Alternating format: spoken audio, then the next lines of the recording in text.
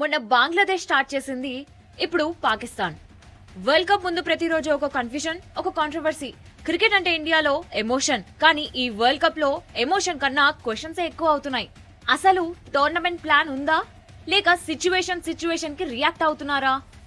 First Bangladesh dissatisfaction express చేసింది, తర్వాత Scotland entry ఇచ్చింది. మధ్యలో పాకిస్తాన్ ఏమో మేము ఆడతామా లేదా అని మీటింగ్స్ మీద మీటింగ్స్ పెట్టి అన్సర్టెనిటీని క్రియేట్ చేసింది. And suddenly with no time tickets booked, travel confirm, కొలంబోలో ల్యాండింగ్. ఒకటైతే అర్థమైంది, అక్కడ డెసిషన్ చాలా రష్డ్ గా జరిగింది. ఈ సడన్ చేంజ్ కి main reason simple. India versus Pakistan match అంటే వరల్డ్ కప్ లో biggest asset.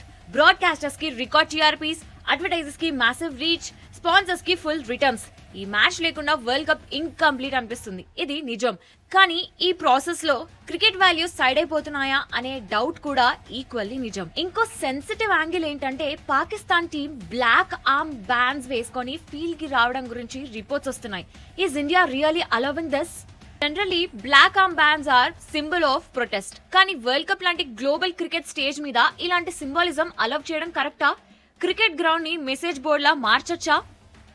Indian fans cricket ని బ్లైండ్ గా లవ్ చేస్తారు, అందుకే ఈ క్వశ్చన్ కొంచెం పర్సనల్ గా అనిపించొచ్చు.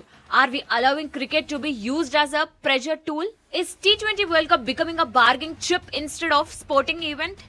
ఇది ఇండియా వర్సెస్ పాకిస్తాన్ డిబేట్ కాదు, ఇది క్రికెట్ ని బ్లాక్ మెయిల్ చేయడం కరెక్టా కాదా అనే డిబేట్. క్రికెట్ ఎమోషన్ ని లివరేజ్ గా యూజ్ చేయడం యాక్సెప్ట్ చేయాలా? మీరేమనుకుంటున్నారు?